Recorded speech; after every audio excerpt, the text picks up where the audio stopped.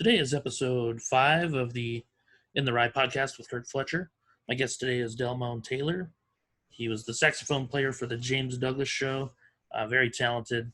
He's been touring since he was 14 years old. He's also an actor and an aspiring comedian. So let's bring him in. Man, I'm sweating like a racehorse. Wait, do racehorses sweat? I think the saying is something like, I gotta piss like a racehorse. Oh yeah, I'm sweating like the way racehorses piss.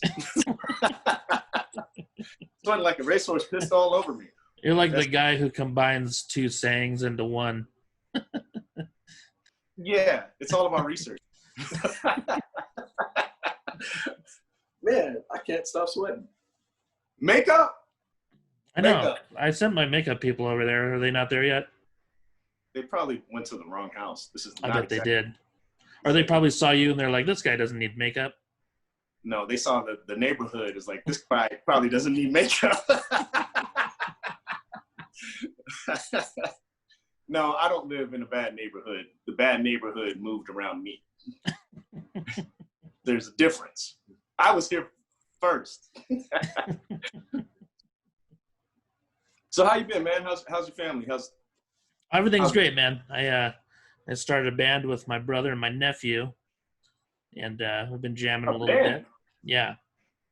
What are you singing jokes? I'm gonna try to sing a little bit. Like we're gonna start a band, kind of like the Bloodhound Gang or something. Something tells me that name's already been taken. Well, yeah. We're not gonna. The name is Dyslexics the. Oh yeah, that's right. Dick's Lexus. It's like Lexus of dicks. Man. That's all right, man. It's very pornographic. Good job. Yeah. I'm excited. I bought a bass and everything. You bought a bass? Yeah. Do you know how to play it? No, I don't. Oh man, that's hilarious. Yeah. Well, you might want to start before the first gig. Yeah, I'm trying to learn how to play it. Are you taking lessons or? No, my nephew is like really talented. He's kind of been showing me how to play some stuff on there. So you're teaching a nephew to take your spot? Is that what you're saying? Well, he's gonna play guitar. Oh, all right. Yeah. So that's pretty smart. I figured I'll just look like I'm playing bass and then turn the volume down really low. like all bands? Yeah. Well, now you can hire a horn section. They can turn them off too. For sure. I'm available. Cool. So yeah, I was gonna ask you, when did you start playing saxophone? You're pretty young, right? Yes. I was 8 years old when I started. Wow. I started playing in a church. The pastor was like, Brother Taylor, you're going to play in the band. I don't want to play in no damn band. It sucked because, I used to mess around in church. And when you're standing in the front of the whole congregation, you can't really mess around. Oh, yeah. And my mom's shooting those looks over every time I'm, she can see I'm about to do something. I'm looking to, catch her eye. No. But that's where I started. I started at 8 and got my first saxophone. And then when you're 9, you can start in the school band. And that started my downfall of music. Jesus. No, but I've been playing. I went all the way through college, graduated with a music education degree. And as soon as the day after I graduated, I went right back on tour. Oh yeah. So disappointed. You started touring when you were like 14, right? Yes. I've been playing in clubs since I was 12 and wow. Started touring. This one time in band camp, stuck a flute up my penis. Just playing. It was like a wine flute. After the it's like a month. It's a month-long camp, and then all the music teachers that teach at the camp, of course, they form a band, and for the next month after camp, they tour for the rest of the summer because they're all like professors in college. So after they do the camp, they kind of want to just kick back and relax. So they tour the West Coast all together before they head back to being professors. So they take the top music camper to go on tour with them each summer to just get, you know, some experience as a kid. Mm-hmm. So yeah, that was my first gig. The band's called Noise in the Hood. That's a great name. Yeah, it was pretty good. It was pretty cool, man. And, did you do any Ice Cube covers? Ice-T. We're a little more edgy. Oh yeah, Cop Killer. Yeah, gangster jazzers.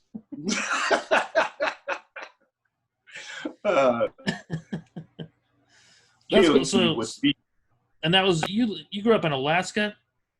Yes, Fairbanks, Alaska. Okay. Shout out to my Alaskans, 907. Heck yeah. So that's where you got started then, was in Alaska. Was there a lot of music venues there to play at? Oh yeah, there's igloos everywhere. Did you ever play in an igloo?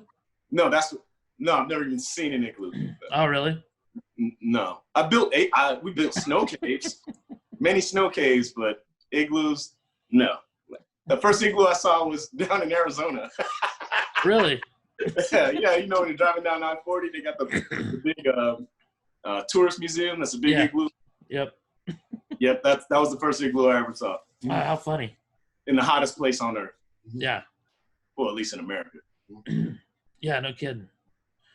So when did you move out of Alaska? Is that when you went to college? Yes, because not by choice. My parents are the type that I'm adopted, so they let me know when I was 5 years old that when I turned 18, the contract is up. Yeah. And the warranty is over, and well, it's on my own. So yes, as soon as I turned 18, I went to college, and well, because the only way to make it out of Alaska, they talk about New Mexico is the land of entrapment, but really Alaska is the true land of entrapment. Oh yeah. You go 800 miles either direction, and you're still in the state of Alaska. It's ridiculous. The place is huge. Oh yeah. And there's still no bars to play at. So I got a scholarship. Well, I got a scholarship to Virginia and it was really, really racist there. Oh really? So I went back to Alaska for a semester to go tour Europe for the summer. There was a band that the professor of music invited me back to the University of Alaska because he was starting a band to tour Europe. But in order to practice and make sure that everybody was going to come to practice, he made us enroll in school. And he used the jazz band hour for his rehearsal for the Europe band. Oh, cool. But he was really racist to me as a kid. So I took the scholarship. And then as soon as we got through touring Europe, I signed my scholarship to University of New Mexico. So we left Europe. And then 2 weeks later, I had to report to marching band camp. Oh, wow. Yeah, he was so excited about that. Yeah. It was a great little vengeance for me. So have you been in Albuquerque since then?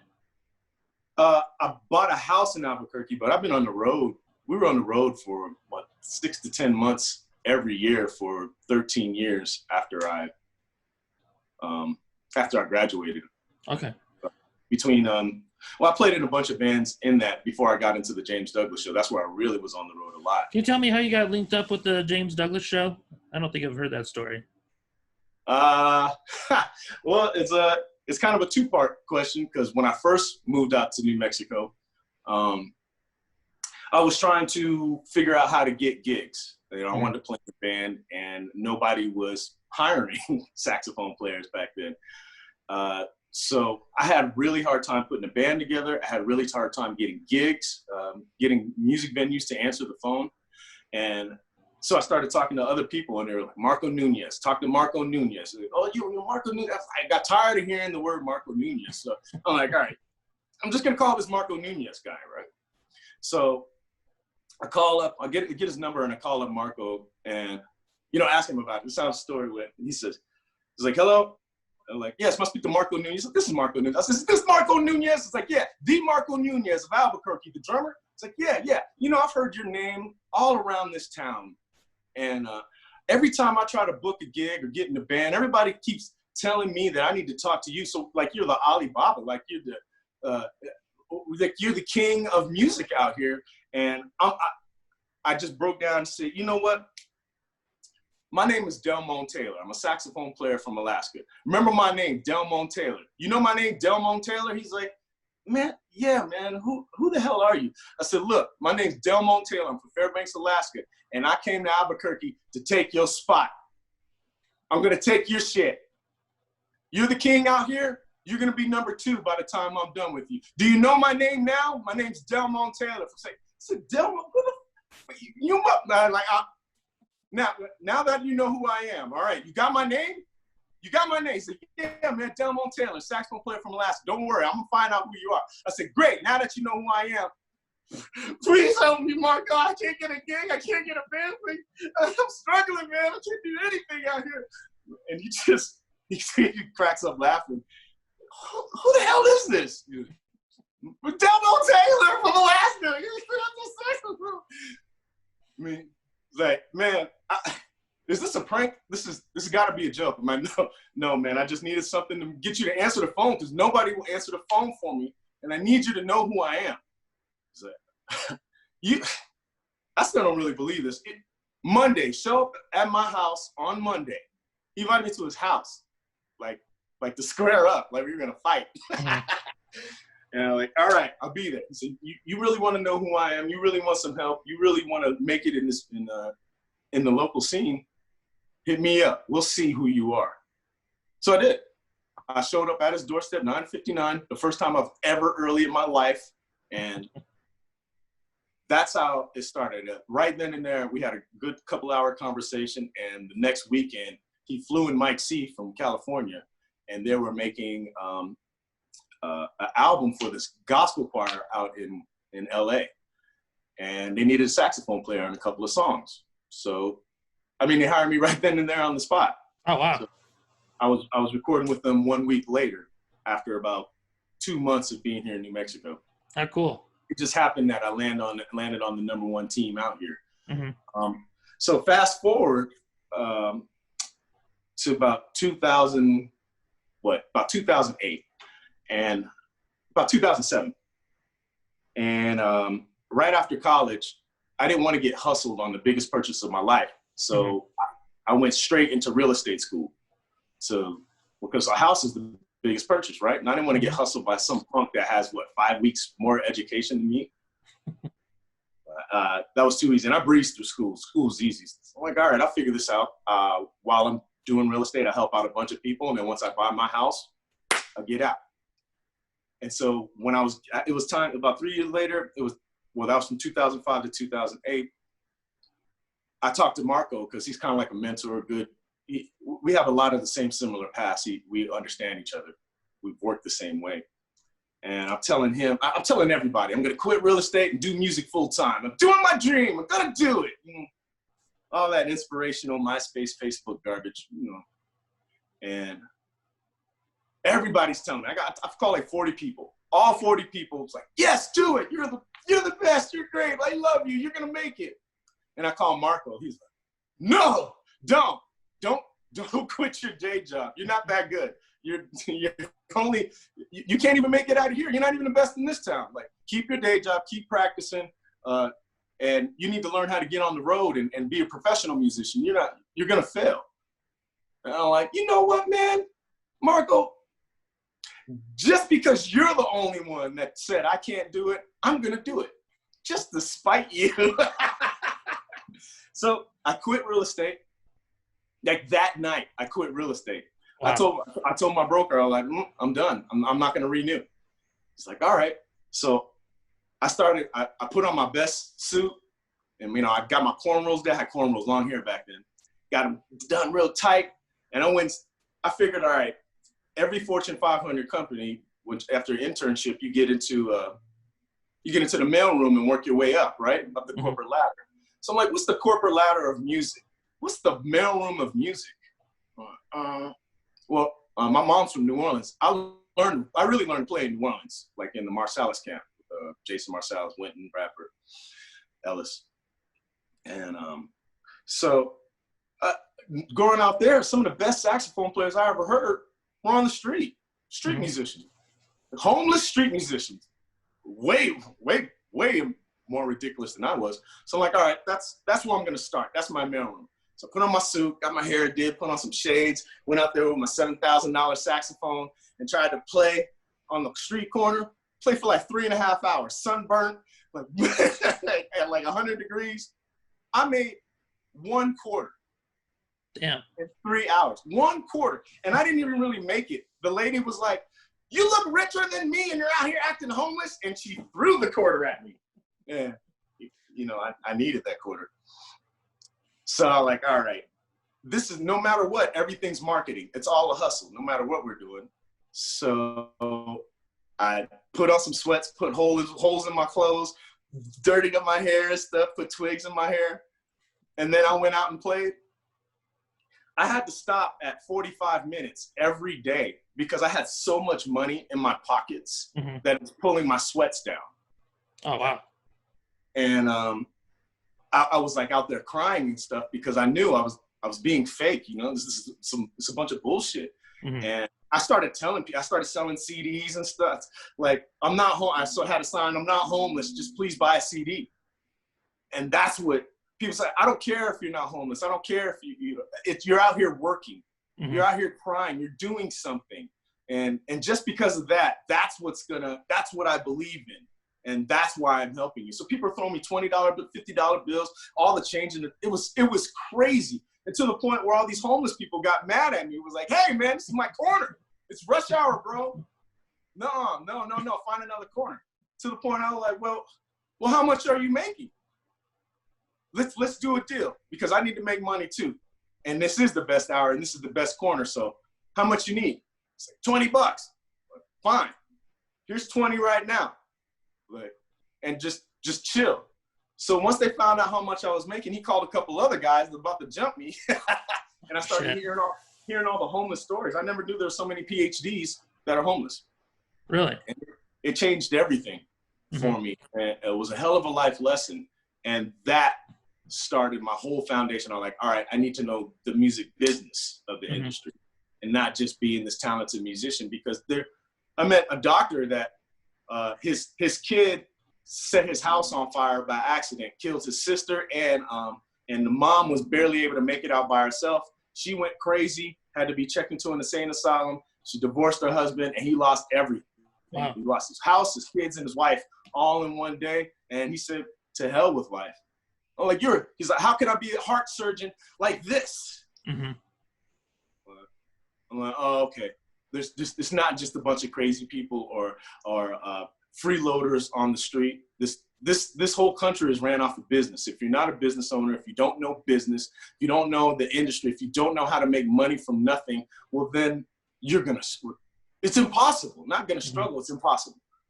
So that kicked off everything. And since that changed, since I made that change to be a business owner and learn the business of the industry, it sent me all around the world. I'm even during the quarantine, like my first solo song came out 2 weeks before quarantine, February 14th.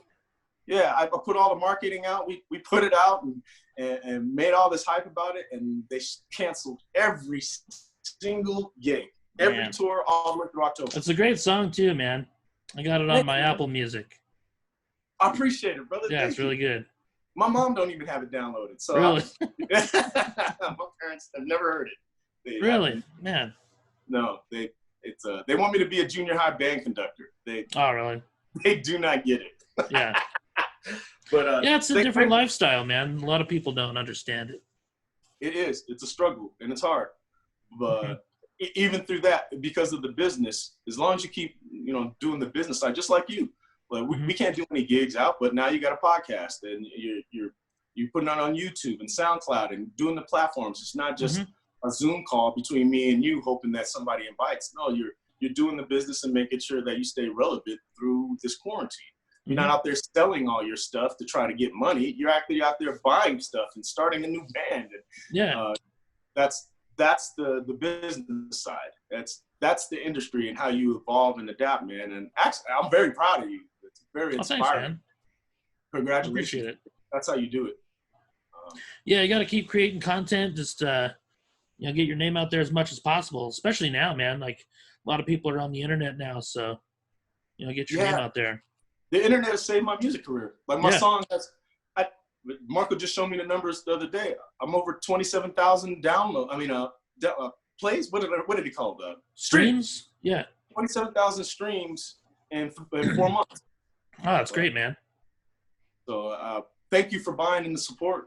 I had no clue that an instrumental saxophone song would actually get any kind of love.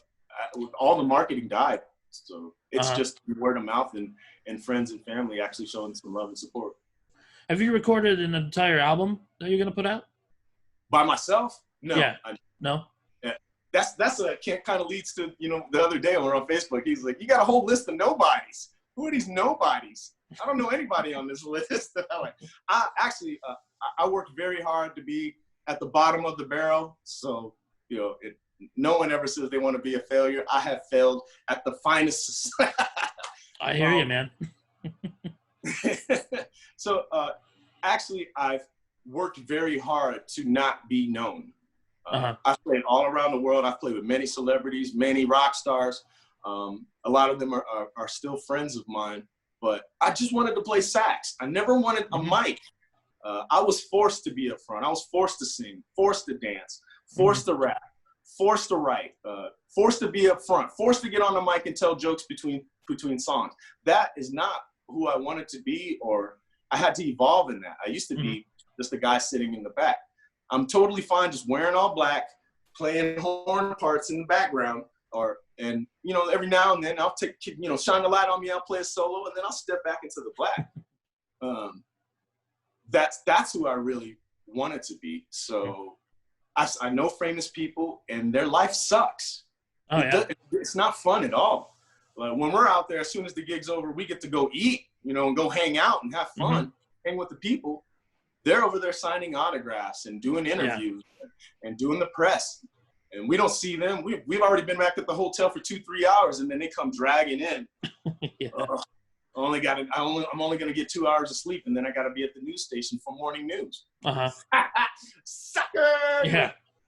I'm just going to play saxophone and sit in the back and be a nobody because the checks are all still the same. Oh, yeah. Oh. And you're having fun.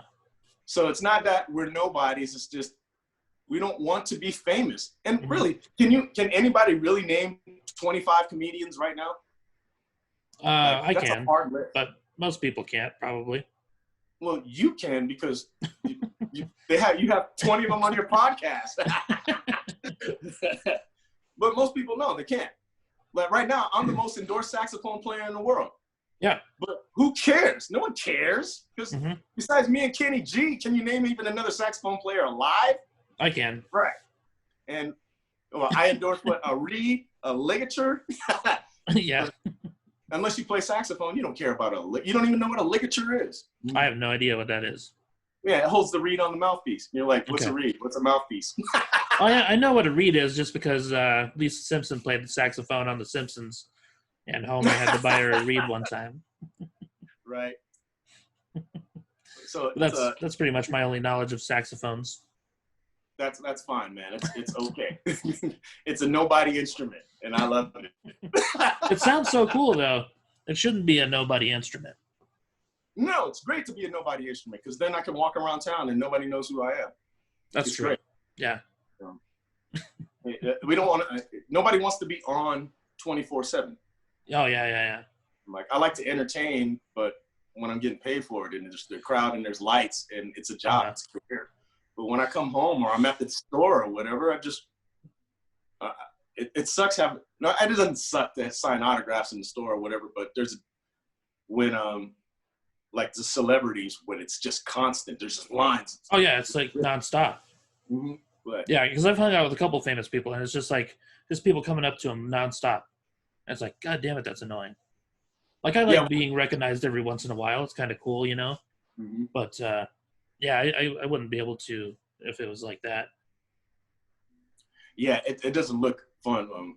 I'm good. I'm pretty good friends with Sinbad, and Yeah.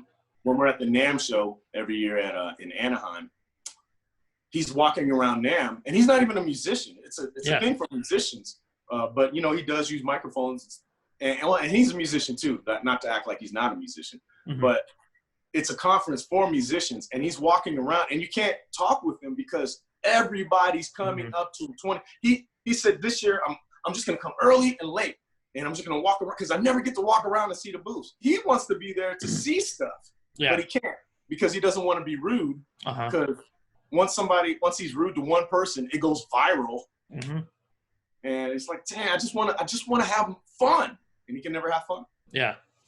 Does he ever get asked about the Genie movie? Have you heard about that at all?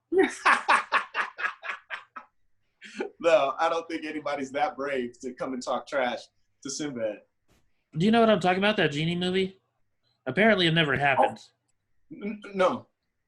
Okay, there's a thing on the internet about it, like, and it's so funny because I remember seeing, I saw the thing on the internet. I was like, I think I remember that movie, but then I found out it's not a real movie, and I'm like, what the hell? I remember the movie.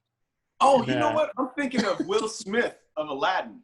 Oh, no, look it up sometime. It's what was it called? I don't know. I'll find some stuff on the internet and I'll send it to you. Maybe you can ask him about it sometime. Definitely. Well, hopefully it's good. Because if it's not, the thing is like it was never a movie, but people remember it. I don't know if it was just such a bad movie that it just got erased from everyone's memory or whatever, or probably they just money. If money falls through, that kills everything. Yeah. That's how most of the productions happen. I mean, don't happen. Money falls through. That's what happened with our TV show. Money fell through. Yeah. That's too bad, man. That was such a fun show. It was. It was great times. I really wish we could bring it back. Can you tell us kind of how that got started? The after party. Me and Marco have been talking about doing something for musicians, like on TV for many years. And it was all Marco's. All Marco's idea, and then we kind of just in the bus. We spent many miles, millions of miles together, 3 o'clock in the morning, talking on the road. And we said, well, if we wanted to keep it in New Mexico, and well, who are we going to get to host it? Because at that time, my skills were not to the point to be able to host a real talk show. And so we need to get somebody funny, like a real comedian, like a real stand-up comedian. But if it's going to be in New Mexico, it probably should be a Hispanic comedian because, well, the band is already half black in New Mexico. So we're going to need some kind of draw, because if we bring up another black comedian or even a white, we want this to be localized. We want this to be very New Mexican. So Stephen Michael Quesada, he knew Stephen Michael Quesada, and he was like, what, 4-time Hispanic comedian in a year or something like that at the time. And to us, it seems perfect. And then Breaking Bad came out, and then it seemed, all right, not only is this perfect, this is the perfect time to try to get this started. So Marco set up a meeting with Stephen Michael Quesada and Mark Padilla from Les Means Music. And they formed a team, and they brought in John Grace as a director of photography, DP, to do, he was running the data school, Digital Arts and Technology Academy. And it's all high school kids, but they know how to, they're teaching them how to run cameras and do sound and run a show. So John was able to work out with SAG that if these kids were on set, they would get SAG credit. So when they graduate, they'll be SAG eligible right away. So we were able to get those kids SAG credit, but since they're teenagers, we didn't have to pay them. They were getting school credit. They were getting education. So they came for free. So the whole crew was free. The production, the band was free. Steven was cheap. And it was just about a lot of love, and we were able to bring in a lot of bands because we knew everybody in town and be able to showcase them. And he knew all of the local comedians and regional comedians. So it was a perfect relationship. But then we bring in the investors, and the investors, well, money, investors always mess things up. You know, they can either make you or break you. And well, I won't go into the details of that, but they opened up they ended up they took the money. We were 2 weeks away from being the #1 spot at that time on NBC. We were doing better than Ugly Betty and everything. So we had 2 more slots, and we were going to be the show after Saturday Night Live every Saturday worldwide. And at that same time, our single Wonderfully had gone from like number 400 all the way up to number 25 or 23. We needed 3 more weeks of advertising and pushing that on the radio, and that would have been top 5 on the Billboard. The TV show, the radio. Our tour was killing. We were about to do this thing with Guinness Book of World Records in Vegas, because our song Vegas Hot got picked up by the city of Vegas and ended up being the city's theme song. Oh, wow. So they did something with Vegas Hot, and Guinness Book of World Records was going to put us on. We're going to do a show at every casino and do 24 shows in 24 hours. Yeah. So every casino was on the Strip, was all in it. We had 5 stages. They were going to rotate stages. So we're going to do the song, play the song in one, and run over to the next casino, play the song in another, run over to the casino. And they killed all of that. Yeah. So they could open up a local beer brewery. Oh, really? And the fate of that, out of like 80 breweries, they were rated the worst brewery in New Mexico. The worst. And you know what's even funnier about that? Guess what they're looking for right now? What? Musicians. Oh, really? They had a #1 band that was almost top of the charts, and now they're looking for local musicians. I mean, that's just fate. That's just fate. Yeah. Yeah, it's sad that it got shut down like that, because you did a little over 100 episodes, right? 101 episodes. Yeah. Talk to Mark Padilla. He has all of them. He's sitting on them. Release the episodes, Mark. Come on, Mark. I'll try and get him on the podcast. And he's a New Mexico hero. If he would release those videos. Now, those are really promote lessons. Those are so much fun, man. I tried to go to the tapings whenever I could. They were great. Who were some of your favorite guests on there? Dean Norris always sticks out because he there's so much stuff on camera and behind camera with Dean Norris. He would pop up just to say hi. RJ Minnie's on. I just came to say hi to RJ and send what's up to you guys, and I'll bounce. And so it was always cool to see him and pop up. All you guys, everybody would come back. It was pretty cool to see just other guests and other stars and celebrities just pop up just to be fans, you know? Yeah. Yeah, everybody that I met from Breaking Bad, like all of them were like super down to earth. Like just super chill people. I thought that was cool. I didn't get to meet Dean Norris, but I did hear that he started a fire at the wool warehouse. That was my fault. No, I won't even. Can I tell? Well, I guess Holly already told the story. So we're smoking upstairs in the green room, and blowing it out the window, right? And Dean comes up. Let me get some. And he takes a hit. Where's the smoke detector? And he goes, oh shit.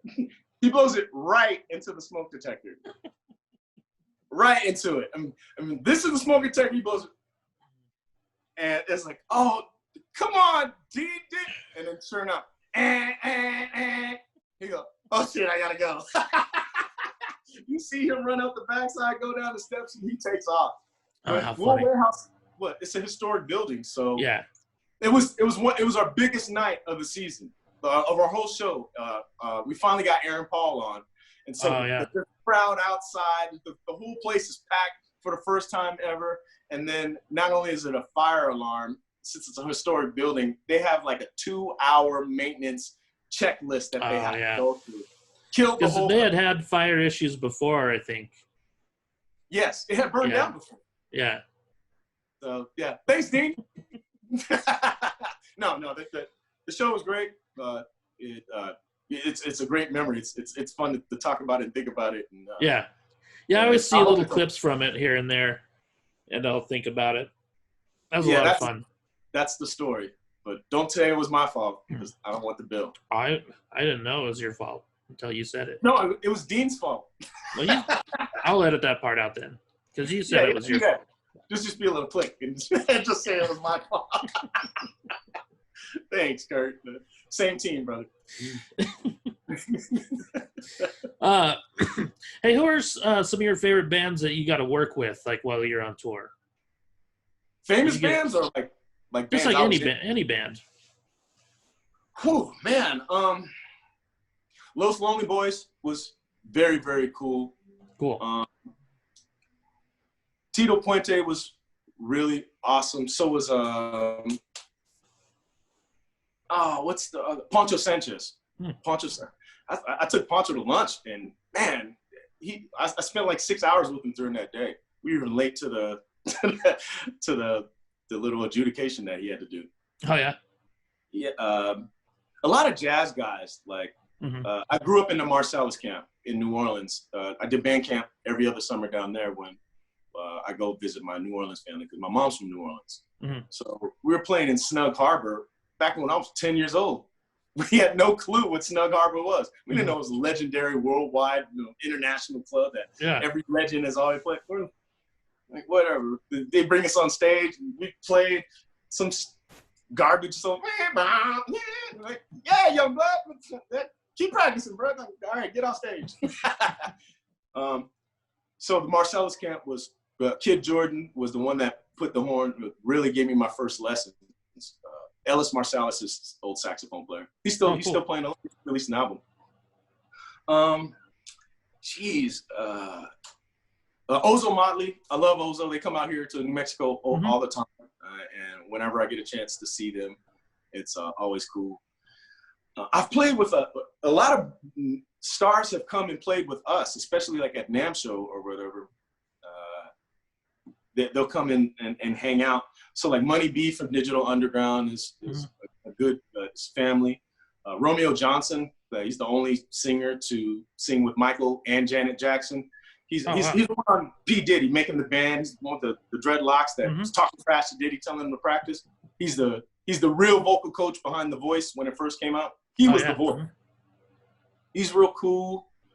Sinbad always shows a lot of love. He's a comedian, but his story is he wanted to be a musician at heart, but sucked.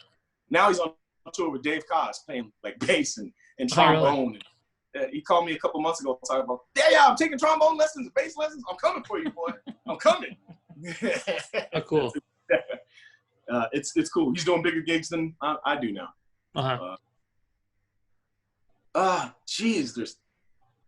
don't know, man. I've forgotten so many bands that have let me play with them, but those are the ones. Yeah. Those are the ones that really stick out. Because you've probably done thousands of shows over the years now, huh? Yeah, almost 5,000 shows. Wow, that's insane. Yeah, Do you have any funny road stories that kind of stick out? Funny road stories. Oh yes. I got a good one. Okay, we were in Vegas, debuting the Vegas Hot. They had just picked us up for Vegas.com and made our Vegas Hot the city theme song and was on the website and all that. So we're playing summer sessions and we're one of the featured guys. Like it's a bunch of bands you know now, but like Kings of Leon we're just coming up and Lisa Loeb or something like that. But there's a bunch of cats that I don't know, but they're stars now. So at the main session on the main gig, Carlos Santana, we're opening up for Carlos Santana. And we do the sound check and he comes to the back. He's like, bro, I need a favor from you guys. My wife booked the tickets to Brazil 10 minutes into my gig. So I'm not gonna have time to headline. can you guys switch spots with me and let me open up for you guys so I can make my flight? And, you know, we're like, let's think about it. Yeah, you know, hell yeah. Santana's going to open up for us. He's like, yeah, but don't tell nobody, bro. Don't tell nobody, all right? I'm already got this. This is good. Just let me do my gig. Let me do my Q&A, and I won't say anything. I'll actually tell everybody that the gig flyer was messed up. I'm actually opening up for these guys. This James Douglas show guys are just, they're amazing. You got to see their show. They're so high energy, and their song is just awesome. I'm so happy to open up for these guys. He milked it, right? He milked it ridiculous. So it was pretty cool. He opened up, and he's doing his Q&A, and he's talking about Jimi Hendrix. And he's just so phenomenal. Just obviously the greatest guitar of all guitarists of all time. And one of the reporters that was in the crowd was for like the Latino newspaper or magazine that was out in LA. That's really big. I don't know what it is, but he was that guy. And he blurts out like, "Carlos, you're the best. You know, Jimmy sucks." But Carlos said, "Who said that? Lightman. Who said that?" And, you know, of course, everybody's like pointing. And he goes, "Bro, don't you ever say anything like that about the king ever." He said, "Let me tell you a story." He said, they were doing an interview. I think it's for like Time Magazine or something. They were doing an interview, and they invited all the best guitarists in the world from each genre to come do this interview. And so it was like, they invited Jimmy and me and Clapton and BB and Chuck Berry. So all of us are gathered in this green room, except for Jimmy. And we're in there, we're talking trash to each other. He's like, "I'm the best. No, I play the fastest. No, I got the best songs. No, I sold the most albums." Like, "Oh, you suck." No, and we're just going at each other, you know, friendly jabbers. And then we're like, well, where's Jimmy? Like, Jimmy can solve this. Let's go get Jimmy. Like, where the hell is Jimmy? Jimmy's always late. So they're asking security, "Has anybody seen Jimmy?" Like, "Yeah, Jimmy's been here for a few hours. He was the first one here." Like, "What?" And so Jimmy's not in the green room. He's in like a ballroom, right? and like, oh. So they opened up the double doors. And he said, this is how we all knew that Jimmy was the greatest. We're over here talking trash about who's the greatest. And we walk in and we see Jimi Hendrix, and he's over there lighting his guitar on fire. He's like, "Oh, thank you guys for coming." He's got a bottle of Jack, a bottle of rubbing alcohol, a bottle of air clear, and just bottles, and he's pouring it on his guitar, and he's lighting them on fire, and he's like, "I can't figure out what's the best. You guys, what's the best one to light stuff on fire?" We're like, What? We're over here talking about who's the best, and Jimmy's the only one that that was his only guitar. He's the only one that had one guitar, and he's lighting it on fire. "Okay, Jimmy, you're the best. You're the best." So I think that was a pretty cool road story to hear Santana say that. Yeah, that's super cool, man. And then open up for us. That was pretty cool. And the gig went well? Oh yeah, the gig was awesome. Cool.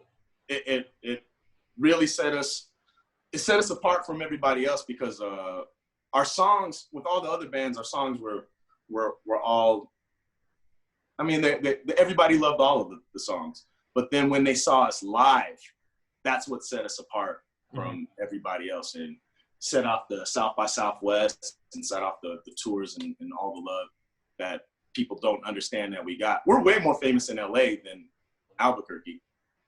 Yeah. When we go into LA, it's a lot of love. It's really different. But if you think about it, Snoop Dogg plays at the Sunshine when he comes to Albuquerque. It fits 800 people, and they don't even open up the top. Yeah. So if you can rock Albuquerque, you can rock anywhere. It's true, man. This place is one of the hardest to rock. Yeah, absolutely. So I guess that's a cool road. I mean, I got road stories for days. Oh, yeah, I bet, man. Money B from Digital Underground, him and Tupac were the same age. Yes. So And I would, Tupac started out in Digital Underground, right? Right. Yeah. He was one of the they say he was carrying crates, but that's not the truth. He was just one of the new rappers, and they had like 30 rappers on their team. So he had to, when you come into a camp, you got to pay your dues. So you got to take out the trash and do the load-ins and, you know, do all the grunt work. So that's what Tupac was doing. But him and Money B was already in the band. He was number 2 in Digital Underground.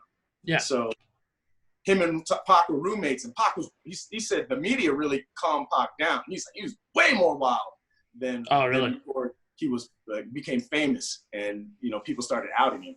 So him and Pac were roommates that whole time as he was coming up before he left camp and joined Death Row. Oh yeah, I remember seeing there's a movie, I think it's called Nothing But Trouble, and Digital Underground is in it. You remember that movie? It had Dan Aykroyd, Chevy Chase. Yeah. But Tupac was part of the group. They sang their way out of it. Yeah. Yeah, that's that's one of their famous moments. Yeah. Where hip hop crossed over to the cinema. Mm-hmm. And now he just did he played himself in the Tupac movie. Yeah, it was pretty cool. He looks that young, so he still looks like he's 25. Oh, for sure, yeah. So yeah, he played himself in the movie. Like, man, you're hilarious. That's funny. On the last podcast I did with my friend Dante, he knew Tupac pretty well because he used to always go to the Comedy Store. And my friend Dante was he was on BET at the time and pretty popular, had a sitcom on there and stuff. So he got to know Tupac pretty well. Right on. Oh, yeah. I got a funny story about Money B. Right? Money B, when he met my pops. Like, my pops is like president of NAACP, very highly respected black man. And he don't cuss, he don't talk trash. He's just a highly respectable guy. That's why I had to move out, because I didn't want to be in trouble around him. Not being a musician. So he comes to town, right? Because we're doing the DVD and Money B's in town. And I'm like, all right, Mun. Like, Mun's wild. He's hilarious. One of the funniest people I know. And he's always doing pranks and playing jokes. And like, Mun, like, my pops is here. Please act right around my pops. Please just don't do anything just to set it off. Because of all the hip hop bands growing up, I said I wanted to play in Digital Underground. I never wanted to play classical music or jazz. I wanted to play hip hop. And then it was a rude awakening when I found out it wasn't a band, that was a DJ playing all the horn parts. Oh, yeah. Shit. But so I'm like, all right, man, please be on your best behavior. Yeah, man, I won't do nothing. I'm fine. All right, cool. So bring Pops in. Hey, Pops, you know, this is the star of Money B. Because we started a band called the K&M with Money B. Mm-hmm. It was James Douglas Show and Money B called K&M. That album probably would get released. Anyways, so Mun starts off real cool. Hi, hello, sir, Mr. Taylor. I've heard a lot about you. Like, thanks for all the stuff you've done for the community. And he's just being like, not Mun. I'm like, oh, shit. So about 30 minutes go by and everything's cool. And then Mun's sitting there looking at my dad, and he goes, what? He goes, you know what? I just can't. I gotta know, man. I gotta know. And everybody, watch what he said. Mr. T, tell me. You know more than all of us. You older than everybody. You have the best answer.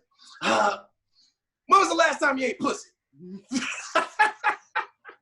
No, I mean, like, really got down in it, like, sir, like you like 75, so I know you like old time player, like you like a pimp. No. my pop did not know. I never seen my pop like thrown off guard. Yeah. Just, sure. Well, you know how we do. Yeah, that's funny. How funny. Asking a 75-year-old man. That's awesome, man. Hey, I do have to wrap this up a little bit. We're at the 45-minute mark. I don't like to go too long. I appreciate you being on today, man. Is there anywhere where, what's the best way for people to find your stuff? My website is saxophone.delmone.com. That's, okay. I'm just putting up stuff on there. I just started it about 4 months ago, so it's still, great. It's not really under construction. It's just I haven't found a good web designer that I can afford. So if anybody wants to help me out on that, I could use the help. I bet I can find someone. Yeah. And that's my main website for my music. And you know, a lot of people hit me up for the silver and gold. I sell memberships to buy wholesale gold and silver for without having to buy in bulk. You can hit that website. It's www.7kmetals.com/no-grow-tell. That's my other business that I have. Cool. I'll put that up on the screen so people can see it. Yeah, and you can Google my song "Wonderfully" by Saxophone Delmone. It's on everything. Yeah, it's on everything. Yeah. Google. Yeah, you can get a bootleg. It's cool. That's a great song, man. It's James Douglas sings on it. Just it's really good stuff. Not bad. Yeah. I like it. Yeah. And it's doing well in the music world. So yeah, that's great, man. That's support, good to hear. and I got new music coming. And you're gonna start doing stand-up soon too. Yes. I already said it in the intro, so you have to. I'm not gonna edit it out. That has been my dream, to be a complete entertainer. Yeah. I act, I sing, I play, I dance, I rap. I played sports as an athlete, and now the last thing I think I need to do to be a complete entertainer like Jamie Foxx is to do stand-up. So it is definitely going down. I'm going to do stand-up. Cool. Yeah, I have no doubt that you'll be successful. Thanks, man. Absolutely. I mean, you're coaching me, so it's all up to you. There's no bad students, just bad teachers. That's right. That's right. Yeah, we'll make it happen, man. I'm excited to do that. And I've done stand-up in between songs. I'm always telling jokes between songs and during sets and stuff. So yeah, I'm pretty confident that I'll. Yeah, you'll be fine. I think you got the stage presence down already, you know, and you know, confidence. So fake it till you make it, right? Yeah, absolutely. It's like this interview. I'm not wearing pants for this interview. I haven't worn pants in 2 months. Oh, I was just kidding. Yeah, I didn't have time, brother. I could have waited. I would have wiggled it for you, but you know, there's no virtual dollars coming in. Not yet. We'll wait. Well, cool, man. Thanks again for being on, and I'll release it on Tuesday and all that. So, yeah, thanks for having me, man. I really appreciate it. Absolutely, yeah. Congratulations on the podcast, and I wish you much love and success, brother. Oh, thanks so much, man. I appreciate it, buddy. I'll talk to you soon. Take care, brother. Thanks again. You too. Yeah. Much love.